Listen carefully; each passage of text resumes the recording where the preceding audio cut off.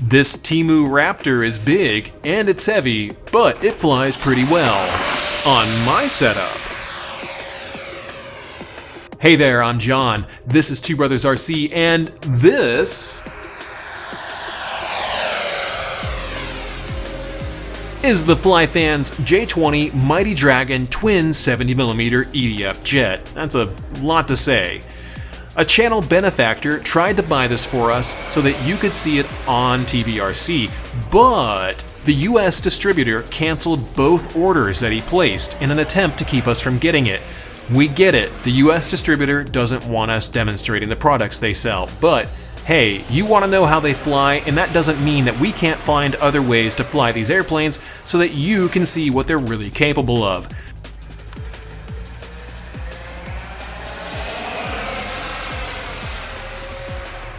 Said channel benefactor also asked me personally to fly the hell out of this thing and set it up to its full potential for him. So that's what I did.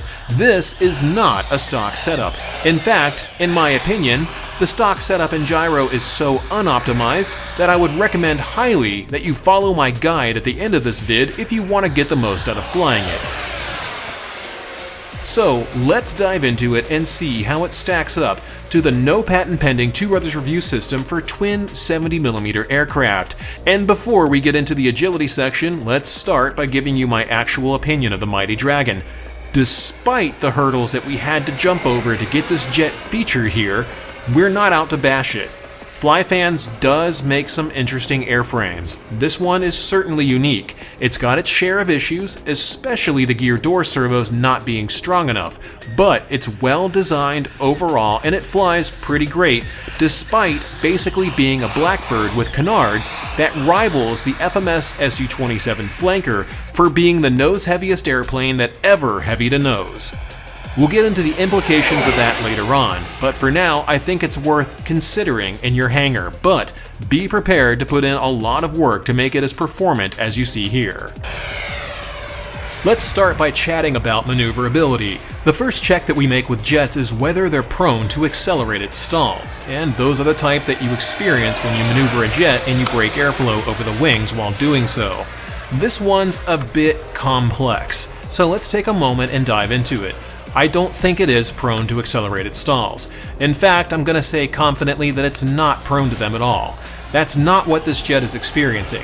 What I mentioned in the opinion section applies here. It's a Blackbird with canards. So if you've seen me do crazy stuff with a Blackbird before, you're seeing similar issues here.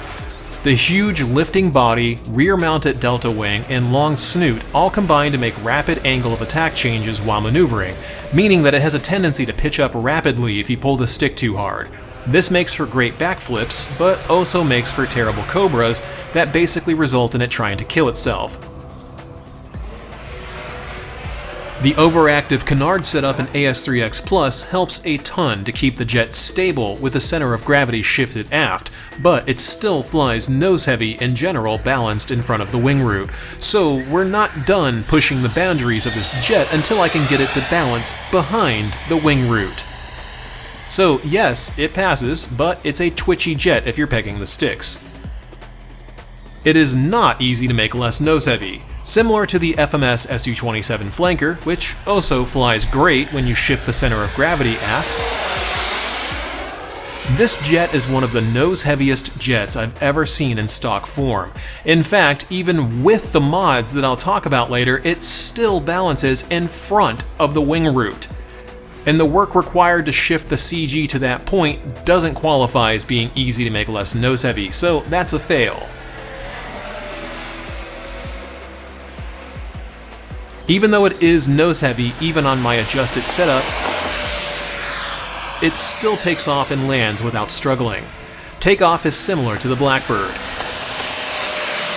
You will need more speed than you think on pavement to get it to rotate. Using the recommended canard servo upgrade in the description below will give you more throw and make it easier to lift off though, so keep that in mind.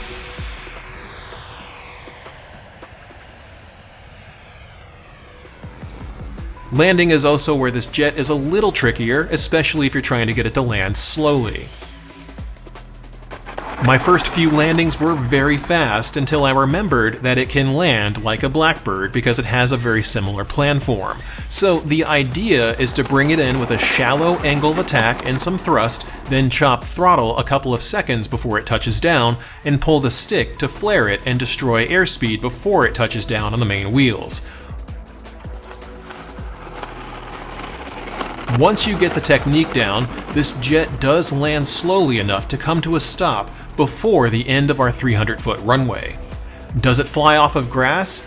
I severely doubt that it's built to handle it, and I don't recommend it for long-term ownership.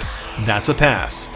It does have adequate thrust for most maneuvers. In fact, it's got plenty of thrust. That's not even remotely an issue. The jet ships with a pair of 3060 2000 kV in-runner motors fed by a pair of 80 amp ESCs. They definitely produce enough power to throw this jet around without any concerns at all. That's a pass. Stall recovery is easy, despite how terrible that Cobra went. Sometimes the J-20 has a tendency to flat spin in a backflip. You can push the nose down and throttle up to get out of that. Otherwise, I had zero issues recovering from any intentional upset that I put the jet into, so that's a pass, and the J-20 scores a 4 out of 5 in this category. Holy crap, dude. That was interesting. Let's talk flight time next. Despite the obviously sponsored videos on this aircraft coming to the conclusion that only a couple of minutes of flight time are what you can actually expect, we averaged 5 minutes plus per flight. Now, part of that is because the center of gravity was shifted aft of the recommendation on my setup, which does create less drag on the airframe from reduced aileron trim. The other part of it is that we're using good batteries from SMC. Danny sent over 6500 LiPo test packs that got over 5 minutes each, and the 6700 HV2 packs that he sent a while back also averaged over 5 minutes, and that's a 5 out of 5 in this section. Moving into the landing gear section next, it does have functional wheels, but they're heavy. For the upcoming Temu Raptor vs. Raptor tier ranking, I removed the stock wheels to lighten this jet up. The two main wheels are 60 grams by themselves. The two wheels I installed as a replacement are 20 grams total. That's a big difference, and is a pass as well. The wheels are stiff and they offer zero suspension to the airframe. That's a fail. The jet features a robust suspension system, on par with other modern EDF jets in the 80 and 90mm class range. That's a pass. The gear does require low maintenance because the retracts operate every single time you tell them to, but for whatever reason, this jet ships with turbine quality all metal retracts. That's a bit overkill in my opinion, but hey, nobody asked me. That's a pass. Where the issues begin to pile up with this jet is that the main gear door servos are not strong enough to operate the doors reliably. One of my gear door servos failed before the jet even left my hangar. I replaced it with a Freewing 9-gram servo, which led to other issues because the stress involved in opening the door causes the Freewing servo to literally give up and unpower itself for a moment or two, probably from overcurrent protection, which allows the gear to catch on the door. That's why you're seeing the gear stuck out here in these clips. It looks ridiculous and makes it hard to focus on flying the jet. It got so bad that I went back, tore the Freewing servo out, and put two $20 AGF B13 servos in to replace both gear doors and sequence them myself to prevent this issue from ever happening again. I can't guarantee that your gear door servos will fail, but I've heard of it happening at least twice now to other people, and it happened to me. So that's a fail in the gear system working flawlessly, which gives the J-20 a 3 out of 5. One other thing to note, if you do run my custom setup, ensure that you run the AS3X Plus nosewheel gyro with a 9-second delay before it activates. Otherwise, the nosewheel will get stuck in the well, which I noticed here right as I touched down. After trying to get it down safe, I decided to belly land it. Fortunately, the jet can land slowly with no wheels out, and it took literally no damage to the paint or the foam after it landed, which is nice. This isn't a fault of the plane itself, it's just something to watch out for that I personally experienced.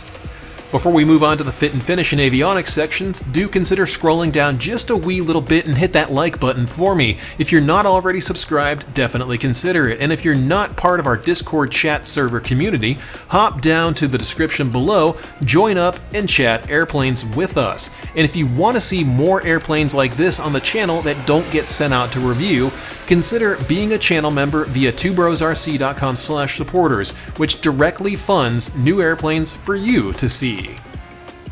Moving on toward the latter half of this review, let's cover fit and finish. The paint isn't blotchy or weird looking at all, and neither is the foam. That's a pass for both checkpoints. The jet had a finish level that I would describe as being almost on par with Freewing and FMS. I think Flyfans is showing significant progress in their paint and foam quality, and that's a good thing. We need more companies making high-quality model aircraft. We don't need more dynams. The J-20 features full flying rudders that you can set up as rudder vaders, combining rudder and elevator operation via a mix that I'll cover in the setup guide. The elevons are all hinged with H-style plastic hinges, which are similar to what you see in a flex plane, except the hinges are actually glued properly on this plane and they won't rip off. That's a pass. It features a mix of transparent stickers that I'm actually okay with, and a bunch of white paper stickers that I don't like because they started peeling up before I flew the plane, including the white sticker behind the cockpit, which isn't even in this video. I removed it before flying because it looked awful. The rest will probably peel up over time if the cockpit sticker is any indication. That's a fail.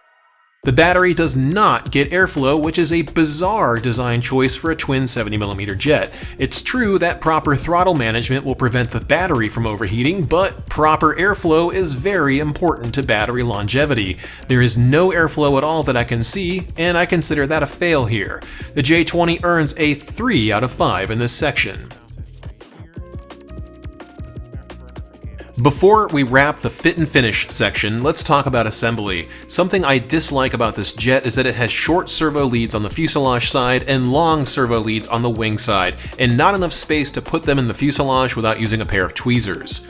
For being a higher end jet, they really dropped the ball here. Quick connect should be standard on a jet this new and this expensive. Freewing, E-flite, and FMS managed to do this. I believe Flyfans is capable of it too. But you can see just how obnoxious it is to get these cables into the fuselage because of how poor this design choice was by the factory. Let's hope they learn from this video and choose to work with quick connects going forward. Next up is Avionics and Lighting. The jet features metal servos that are fast, precise, and strong, but they don't have a whole lot of throw because the servo arms are too short.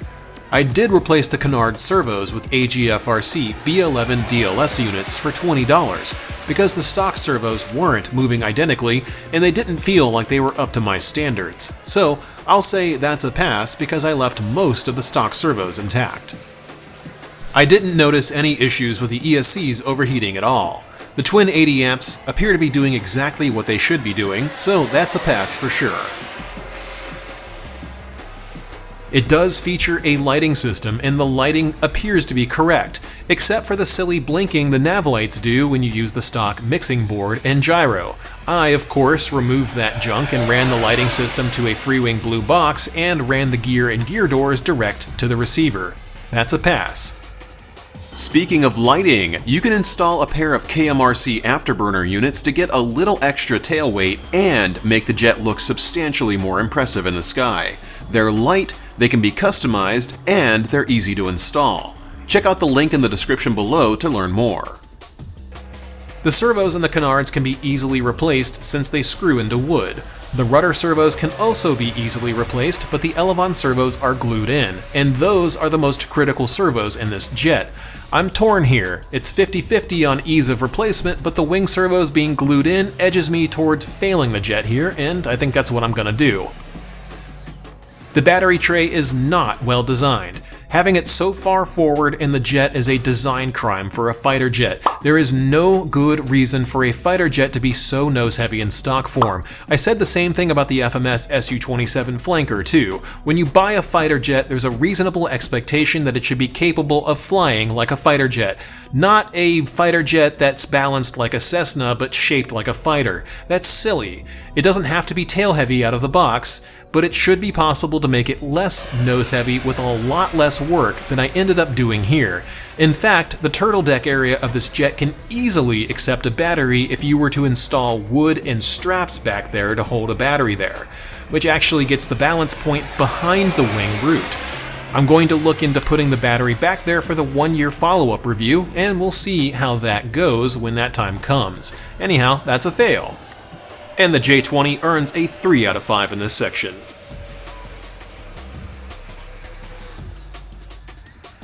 The overall and final score for the J-20 Mighty Dragon is a mightily unimpressive 18 out of 25. While not as bad as the B-1's 17 out of 25, this still has plenty of room for improvement.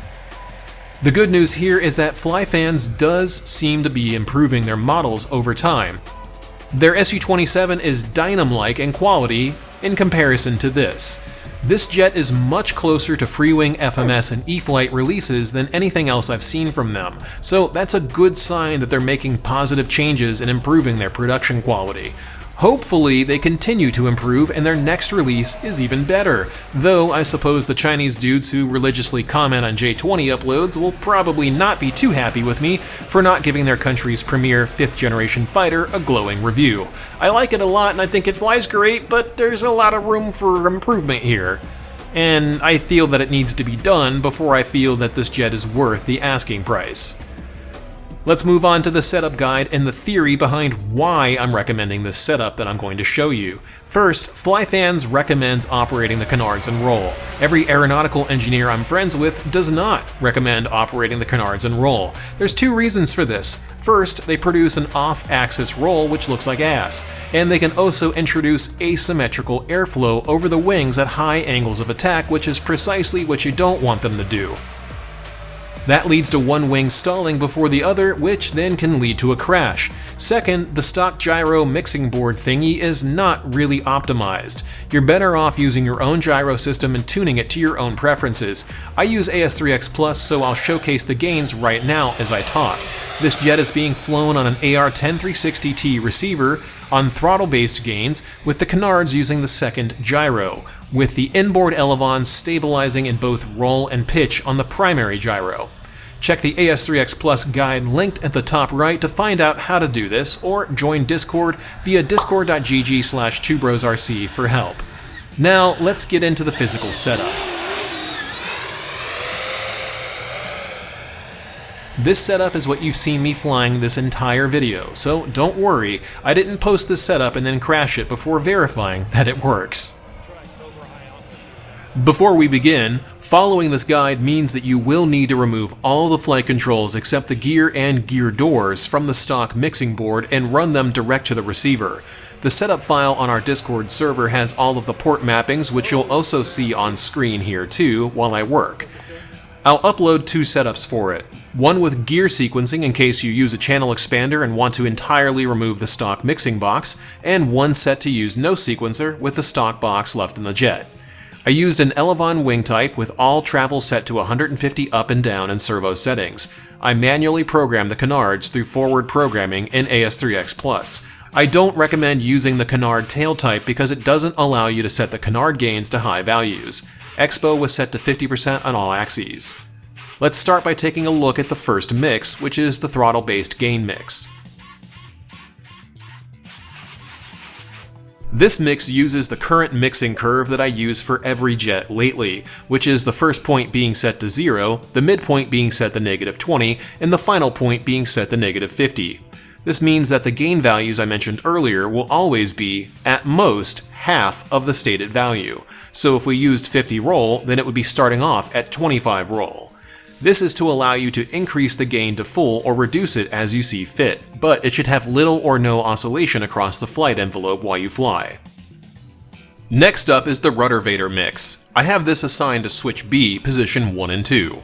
A mix of elevator to the left rudder at 100% causes both rudders to act as rudder vaders. You can use this mix to help increase pitch authority. Be careful though, as the J-20 does act like a blackbird and has a tendency to find itself getting stuck in a stall if you don't throttle out of one. Next up are the 4 mixes that control the inboard elevons in both pitch and roll. These mixes need the trim option enabled so that the entire wing moves when you adjust pitch or roll trim. The reason you're seeing 74% here in the mix percentage instead of 100% is because my rates are set to 125% in the rate menu, which overdrives them and thus needs less than 100% in the mix itself.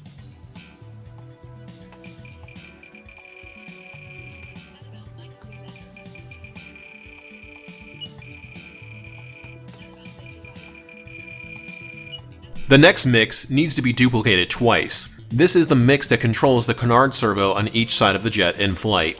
This is a curved mix and it's set up to dampen the canard travel in the center of the stick as you move the elevator. Because these canards are very effective, despite the jet being aerodynamically nose-heavy even with the center of gravity shifted aft. Dampening the mix around the center of the stick prevents the jet from pitching up rapidly as it is wont to do when you don't have this mix enabled. Trust me, I've tested it and it's definitely better on this setup.